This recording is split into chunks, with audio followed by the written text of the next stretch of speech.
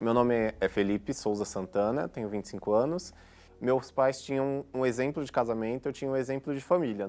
Eu não tenho como falar que eu tive uma má estrutura, que eu não tive, mas desde pequeno eu sempre fui uma pessoa muito vazia. Eu me sentia o menosprezado, eu era o último dos últimos. Aí um dia minha tia me convidou para ir para a igreja. Minhas tias já frequentavam, e um dia ela me deu um convite e eu fui com ela. Sim, sem pretensão nenhuma, ninguém sabia do que acontecia comigo, eu simplesmente fui. Peguei o convite e fui.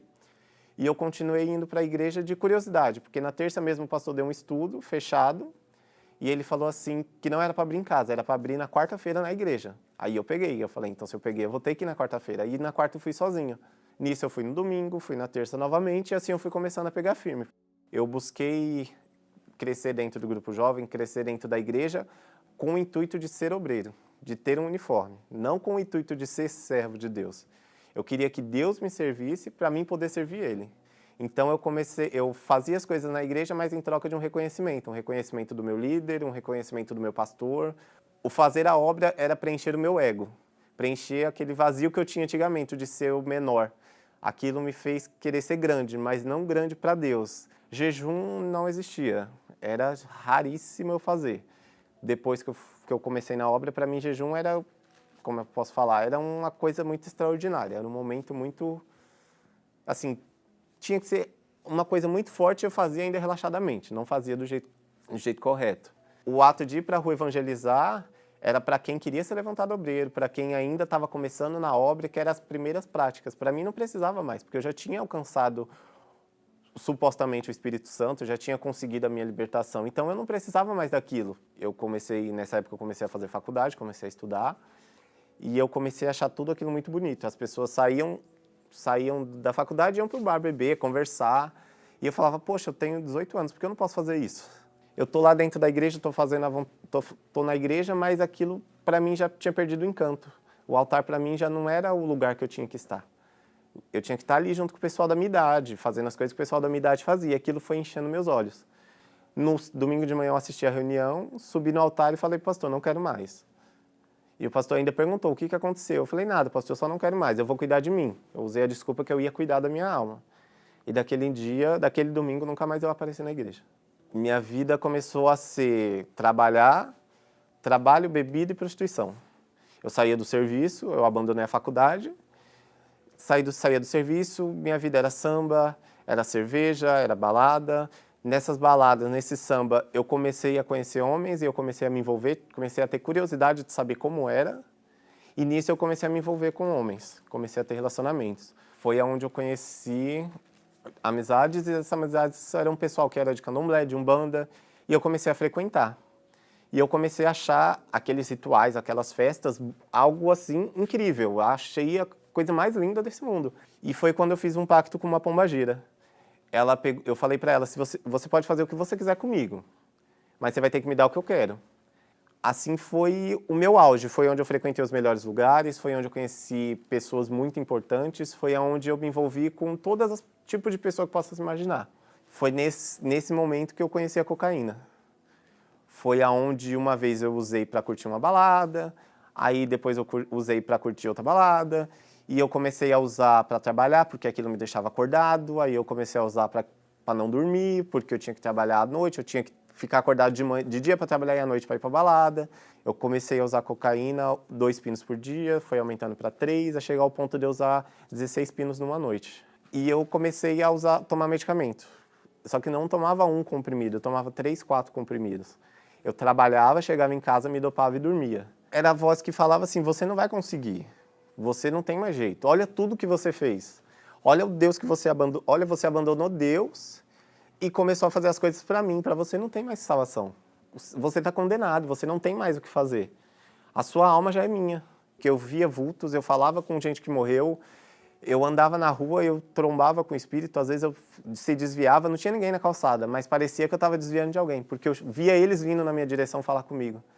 E foi onde foi a minha primeira tentativa de suicídio, que eu tentei me jogar de cima de uma ponte, mas eu não consegui.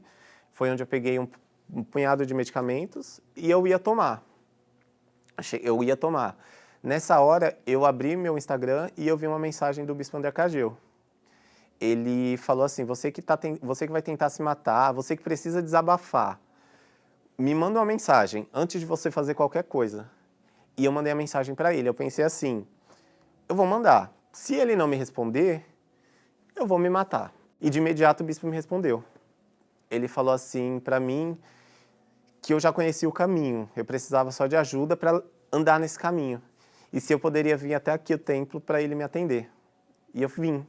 Eu não sei como eu cheguei aqui, eu não lembro como eu cheguei, eu não lembro como foi o início da reunião, nem a hora que eu passei mal. Eu coloquei o desejo por homens. Homossexualismo? Sim. Ele é viciado em cocaína. Ele ia tirar a vida dele.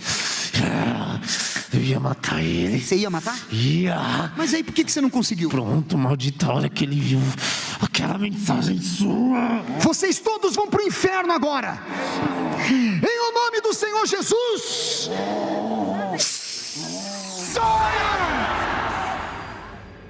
E ali foi a paz que eu procurei tanto tempo, naquele minuto que o bispo me libertou, eu senti. Tive a consciência naquele momento que do meu jeito não dava certo. Então, já que do meu jeito não dava certo, a partir daquele momento eu entreguei minha vida no altar e falei para Deus, faz do seu jeito. É sua. A minha vida é sua. Faz do jeito que o Senhor quiser, eu só vou obedecer. Dessa vez eu vou obedecer. Dessa vez, até os detalhes pequenos da reunião, quando o bispo fala para levantar a mão, eu vou levantar a mão, quando ele manda abaixar, eu vou abaixar. Eu falei para Deus, eu reconheci para Deus que eu era arrogante. Deus, eu reconheço para o Senhor que eu sou arrogante, eu sou orgulhoso, eu sou prepotente. Eu reconheço para o Senhor que tudo que eu fiz foi para a minha glória, não foi para a glória do Senhor. Mas dessa vez eu preciso de ajuda. Abri mão de tudo aquilo que me afastava, drogas, amizades, relacionamentos. Eu troquei de telefone e eu me afastei de tudo. Eu me isolei para cuidar de mim. Chegou a Fogueira Santa em prol do Espírito Santo, que foi a Fogueira Santa do Monte Carmelo. Lá eu vi ali a oportunidade de eu fazer o que eu nunca fiz para Deus para receber o que eu nunca tive. E no primeiro dia que foi passada a campanha, eu abracei. E ali foi onde eu fiz o meu sacrifício. Foi onde eu sacrifiquei o físico, sacrifiquei pagamento, sacrifiquei coisas que eu tinha adquirido para mim, que era de apreço meu. E acima de tudo eu sacrifiquei o espiritual, coisa que eu nunca tinha feito. Eu sacrifiquei com jejuns, eu sacrifiquei com orações de madrugadas, orações durante o dia, com propósito. E no dia 2 de dezembro, eu estava na igreja, buscando, e o pastor da igreja falou assim, você que não tem o Espírito Santo, vem aqui buscar do meu lado. E aquele dia eu fui para a igreja decidido. E eu comecei a buscar, e eu lembro que eu comecei a chorar, e eu comecei a falar com Deus, e aquilo me trouxe uma alegria muito grande. E o pastor falou assim, você que crê, receba agora o Espírito Santo. E nesse momento eu recebia uma alegria que eu não sabia explicar.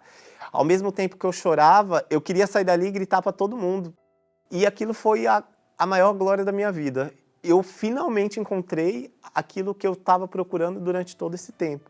No momento que o Espírito Santo desceu sobre mim, eu entendi que não era a minha vontade. Não era do meu jeito, não era da minha maneira. Era da vontade de Deus, da maneira de Deus e da forma que Ele pedia. Por mais que em mim doesse, mas tinha que ser do jeito dele. Hoje eu sou uma pessoa realizada espiritualmente, principalmente espiritualmente, financeiramente, na vida familiar, mas o que me completa, se ele só tivesse me dado a presença dele dentro de mim, já estaria bastante, já seria o suficiente. O Espírito Santo hoje é o ar que eu respiro. É um motivo que me faz acordar todos os dias e dormir todos os dias. É por ele, para ele e por ele que eu faço tudo. Hoje ele é o meu melhor amigo, o meu companheiro, o meu instrutor, o meu corretor. Hoje ele é o amor da minha vida.